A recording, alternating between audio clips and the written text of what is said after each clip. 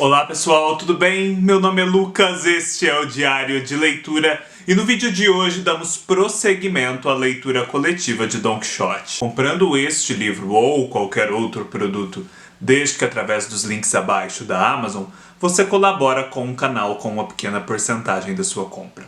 A sua colaboração é extremamente importante. No último vídeo falamos dos capítulos 9 a 17. Hoje, portanto, falaremos dos capítulos 18 a 43, portanto, avançando aí mais de 300 páginas na história do Quixote. Nós havíamos deixado a dupla Quixote e Sancho Panza naquele momento em que eles saíam em maus lençóis da estalagem e, no caso do Sancho, tendo sido manteado, sendo jogado para cima por 4 homens, cada um pegando numa manta. Evento que sabemos vai causar grande trauma e consternação no Sancho Panza.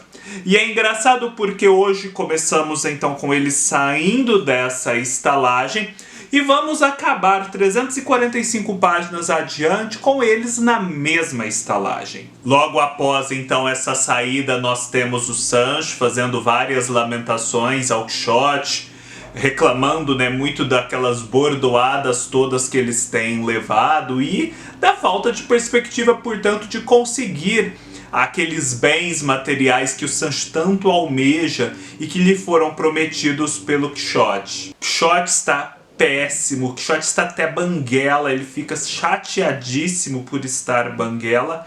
E é então nesse clima aí de baixo astral que nós começamos. No vídeo passado nós começávamos naquele momento em que eles haviam vencido o Basco, que foi uma vitória que deu grande fôlego, aumentou o moral ali da turma, mas agora não. Mais uma vez, nessa caminhada, em meio a esses diálogos, o Quixote comete uma atrapalhada, vê um esquife, um féretro com um defunto que é levado ali por várias pessoas vestidas em trajes misteriosos, confunde aquilo com inimigos, pessoas a serem vencidas, comete toda uma barbárie, essas pessoas escapam, o féretro é deixado ali, até que finalmente o Quixote se dá conta de que cometera um equívoco. Logo adiante na história, enquanto eles continuam caminhando e o Sancho conversando com o Quixote, vamos ter o famoso momento, muito importante para a história do livro como um todo, em que o Sancho dá ao Don Quixote o epíteto de Cavaleiro da Triste Figura. E apesar de ser um epíteto que todos nós julgamos um pouco para baixo, um pouco bad vibes, digamos assim, o Quixote surpreendentemente gosta dele, o acolhe e passa então a ser conhecido como Cavaleiro da Triste Figura. Eles prosseguem e finalmente chegam ali em meio à noite, aos bosques e florestas, àquele lugar onde há um som muito forte, um som misterioso, que faz crer ao Quixote que ele está na iminência de travar uma das suas maiores batalhas, talvez até com forças sobrenaturais, de muito poder. E a gente percebe até que o Quixote continua corajoso, mas titubeia um pouco.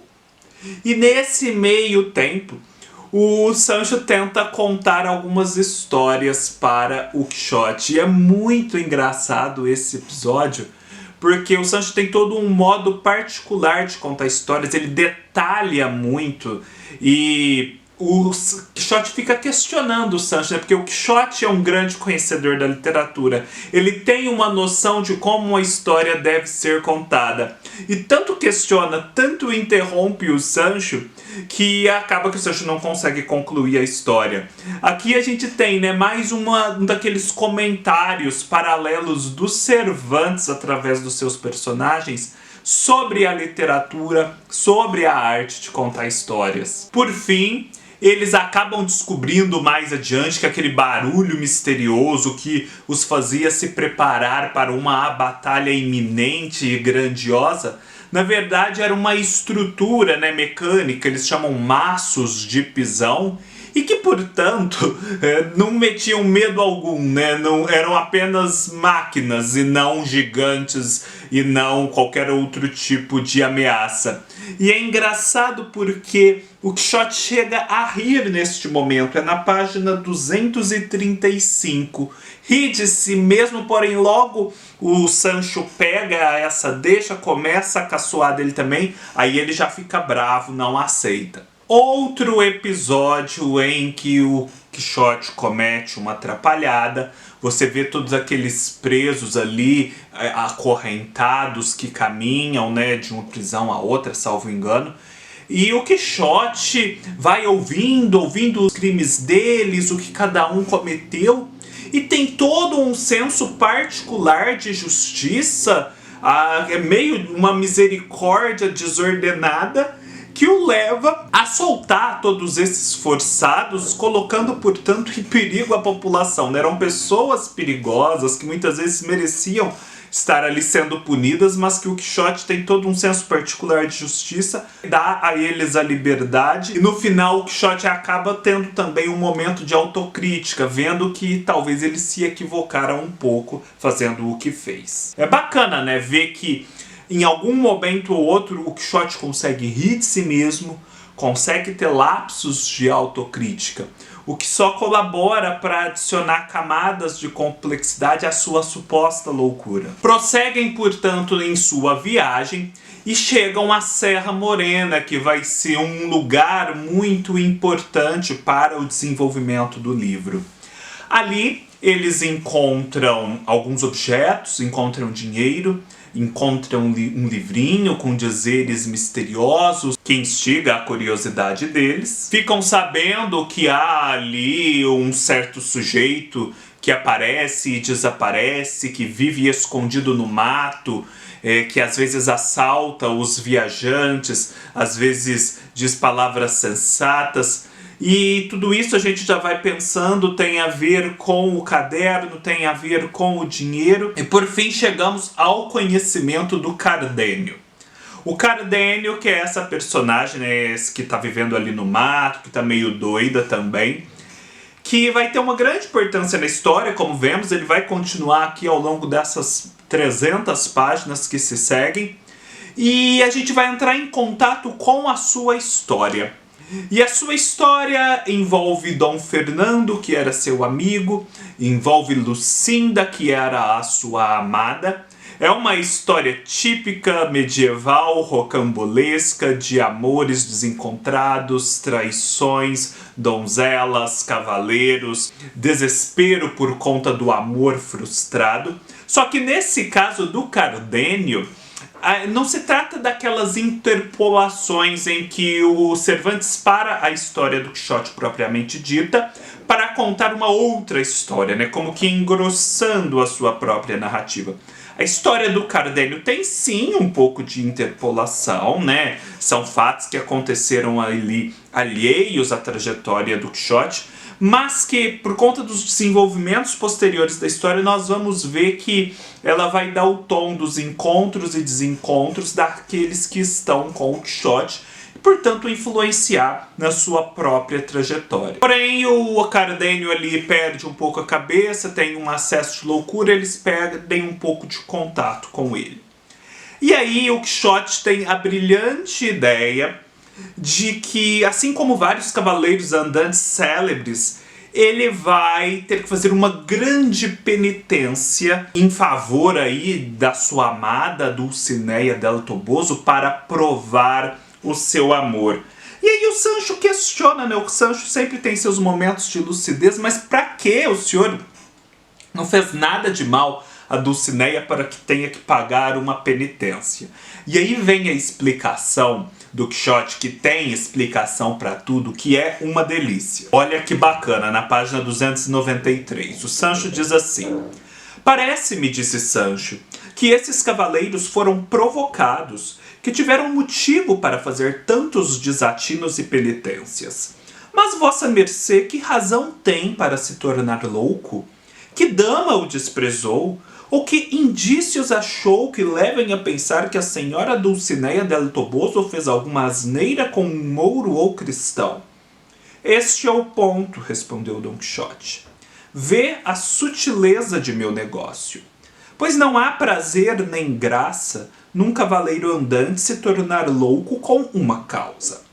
A vantagem está em desatinar sem mais nem menos e dar a entender à minha dama que, se faço isso em seco, imagina no molhado. Muito bacana isso, né? É aquela coisa da própria fé.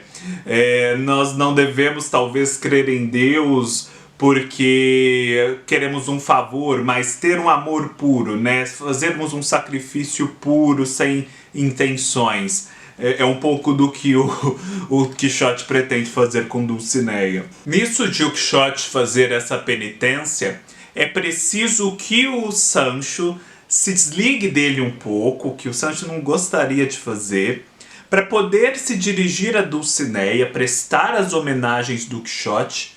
E nisso também o Sancho, que perde o seu burro, leva uma promessa, né, uma nota de Quixote dizendo que ele vai poder ter um dos burros, uma das cavalarias de que o Quixote dispunha, né? Era uma ordem de entrega.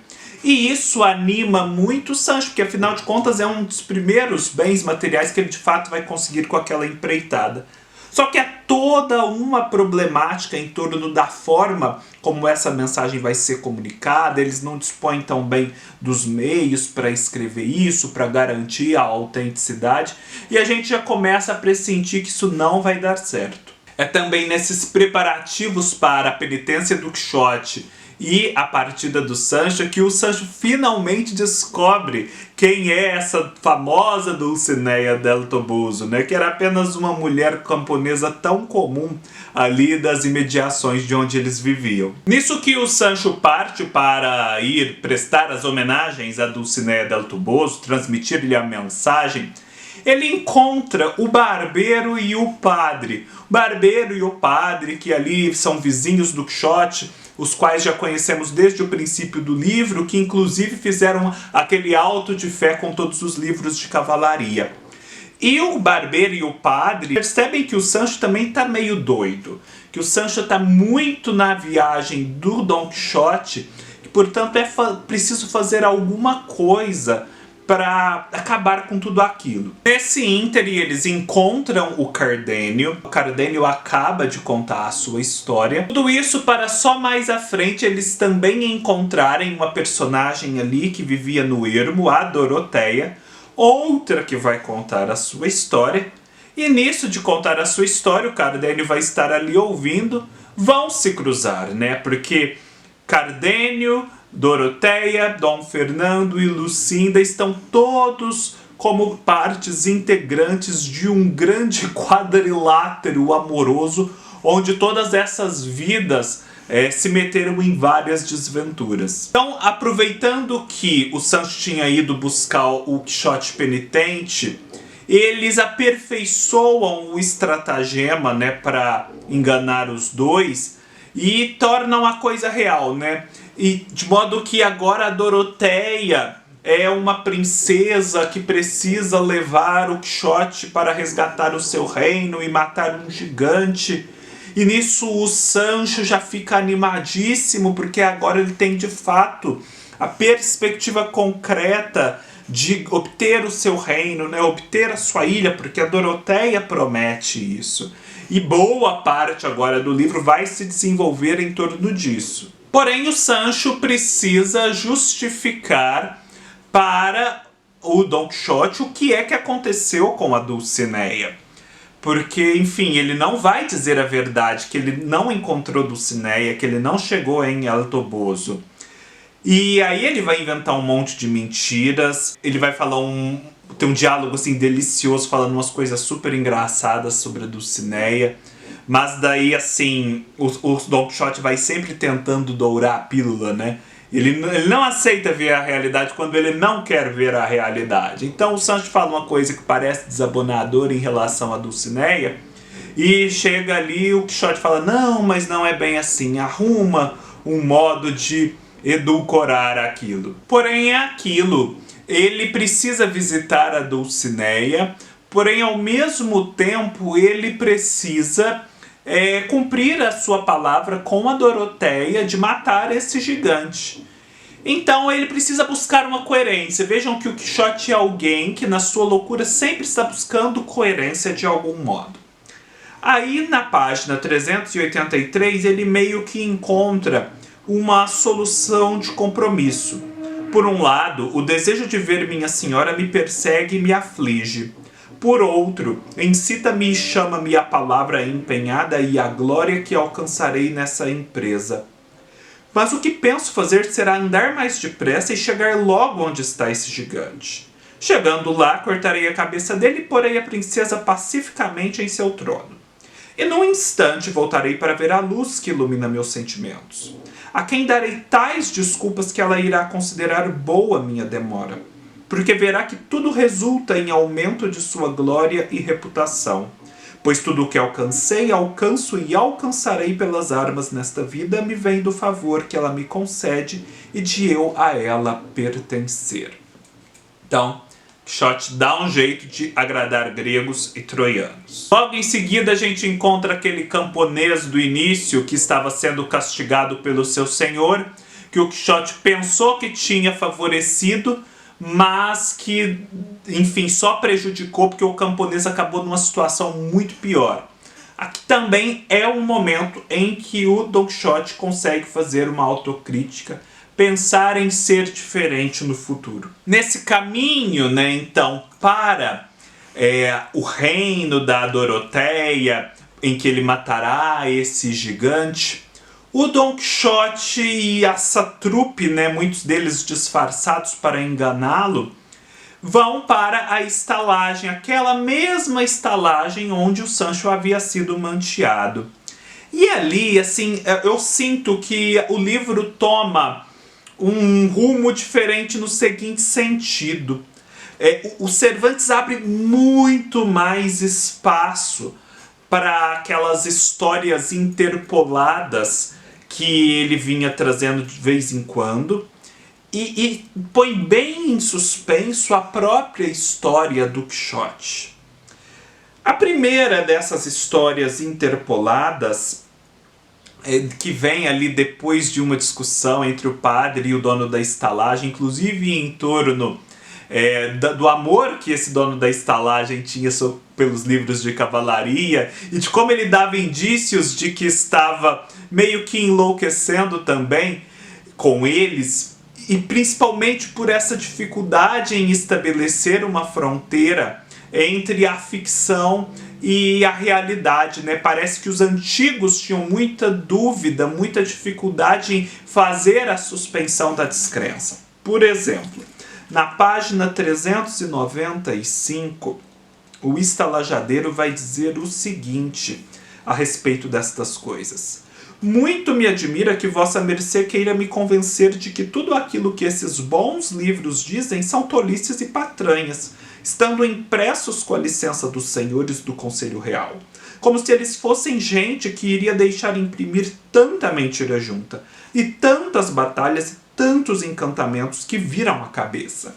Ou seja, se aqueles livros precisam de tantas autorizações, tanta burocracia para virem a lume, hão de ser verdade, afinal, essas autoridades todas não vão se ocupar de coisas que são mentiras. Quixote está lá dormindo e nisso o padre decide contar uma história. E essa história, apesar de ser uma interpolação assim enorme, eu acho deliciosa. É até agora uma das histórias, para mim, favoritas do livro.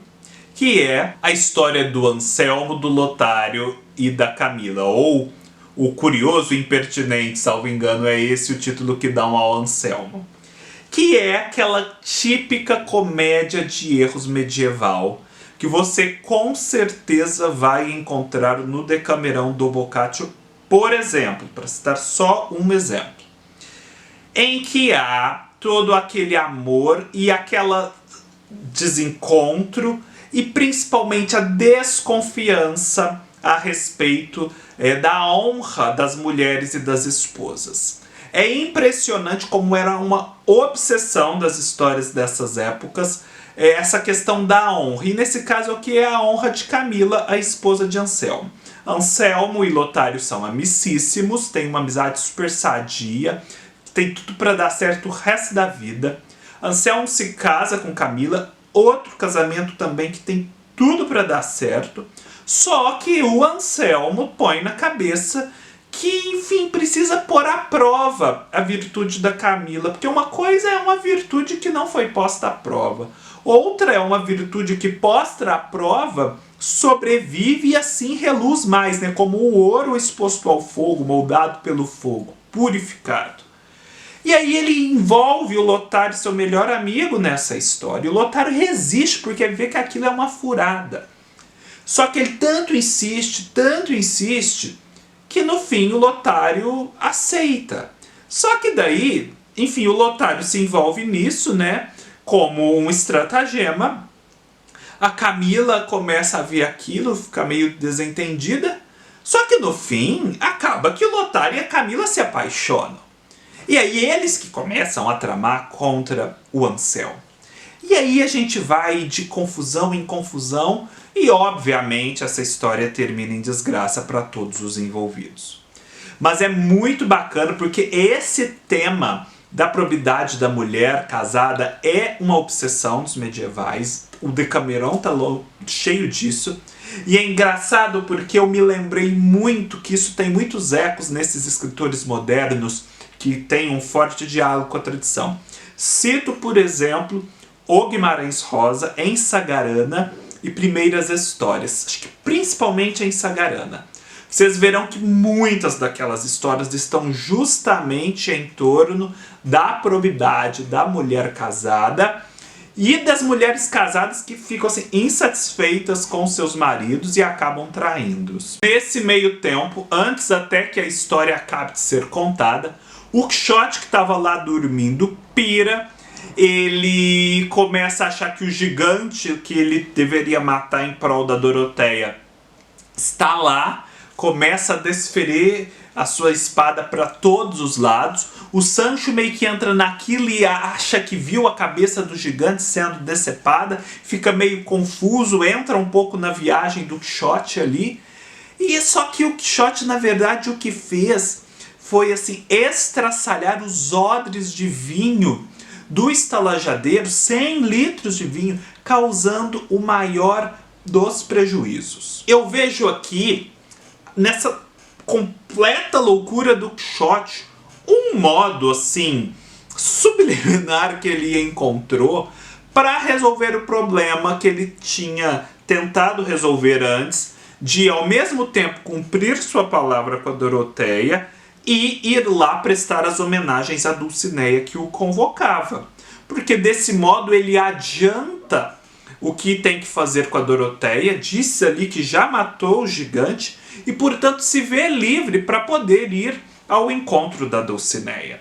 Será aí que não há uma pontada de dissimulação da parte do Quixote para poder dar vazão a essa outra parte da história que ele mesmo inventa e que ele tem mais interesse em desenvolver, que é a sua história com Dulcinea? Logo em seguida chegam o Dom Fernando e a Lucinda, e aí eles vão se descobrir, o Dom Fernando, a Lucinda, o Cardenio e a Doroteia, e vai ser todo aquele reencontro, todo aquele acerto de contas, e por fim todos vão se reconciliar, os pares corretos vão se formar e todos ficarão felizes. Eles sabem que eles precisam continuar aí com aquela farsa da Doroteia um pouco para conseguir levar o Don Quixote para onde o padre e o barbeiro querem que ele seja levado. Nesse meio tempo, mais uma história é contada. E essa história,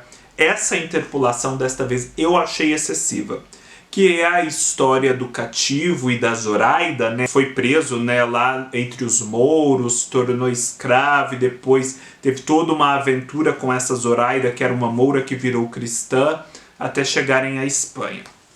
Esse episódio é bom a gente pontuar que nele o Cervantes vai se valer de sua experiência pessoal. Muito daquilo que está ali descrito tem a ver com a vida do Cervantes.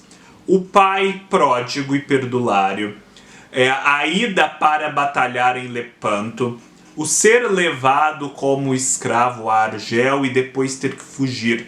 Tudo isso o Cervantes conta como quem esteve lá vendo os fatos. Então aqui tem muito de precisão histórica até nas descrições que ele faz. Mas a questão é que essa história se alonga demais, não é tão interessante como a do Anselmo e do Lotário, pelo menos a meu ver. Acho que se ela fosse resumida, ela teria se tornado mais interessante. E somada à história do Anselmo e do Lotário, a gente começa a pensar se ao final do livro, porque agora a gente já está bem próximo do final, o Cervantes não foi perdendo um pouco a mão. Não sabia mais o que contar a respeito do Quixote, porque essa história do Quixote em si já está suspensa faz muito tempo, sendo contadas outras histórias.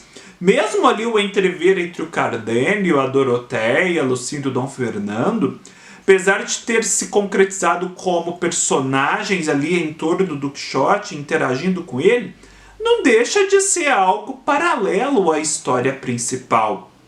De modo que esse final aqui do livro, principalmente aí da história do cativo para frente, me parece um pouco mais fraco.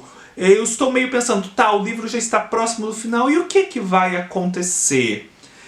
O livro vinha ganhando em grandeza, em complexidade, nessa questão aí da loucura do Quixote, essa fronteira entre loucura e razão, essa crítica da literatura, essa busca constante pela verossimilhança. O que é a verossimilhança, né? A verossimilhança não é, no fim das contas, algo que se cria através da imaginação. Enfim, tudo isso, né, que torna o Dom Quixote uma obra tão grandiosa, estava se desenvolvendo muito bem. Porém, a hora que chega nessas duas interpolações, para mim, o Cervantes se esquece disso. Isso é posto em suspenso e já estamos no final da história e, enfim, o livro parece não ser tão grandioso assim, se acabar nessa toada em que ele se encontra no momento.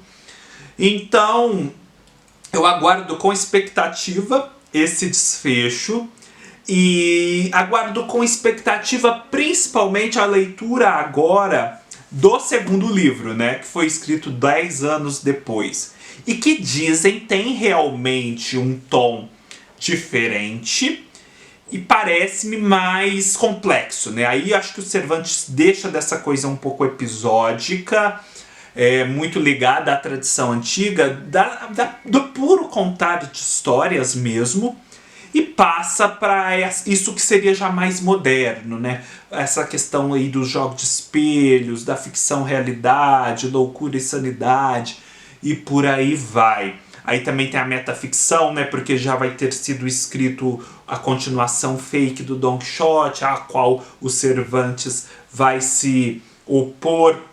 Enfim, vamos ver.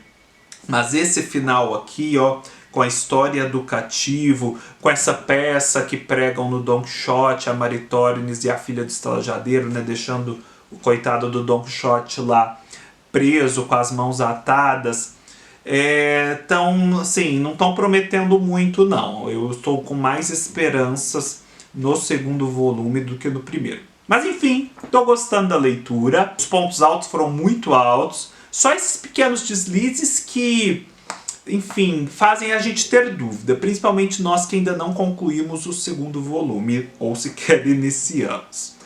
É isso, pessoal. Essas foram as minhas impressões. Eu acho que talvez tenham sido até menos ricas, apesar da quantidade de páginas, do que em relação aos vídeos anteriores, aos trechos correspondentes aos vídeos anteriores, justamente porque eu senti que a história foi nessa tendência de queda em termos da complexidade da própria figura do Quixote. Ela foi se perdendo um pouco nessas tramas paralelas, algumas deliciosas, mas enfim, não tão vocacionadas à glória do cânone ocidental quanto a do Quixote. Então, por que Quixote foi parar no cânone se ele agora está se reduzindo a essas histórias? Vamos descobrir nos próximos vídeos. Daqui a 15 dias falamos do restinho dessa história, muito pouco, né? Falta aqui umas nem 100 páginas. Isso acontecerá num formato de live, portanto fiquem atentos. A live sairá, ó, vamos ver aqui no calendário, no dia 22 de agosto, domingo, às 18 horas aqui no YouTube. Nos vemos lá, também nos vemos nos outros vídeos do canal que acontecerão antes. Um forte abraço, até mais!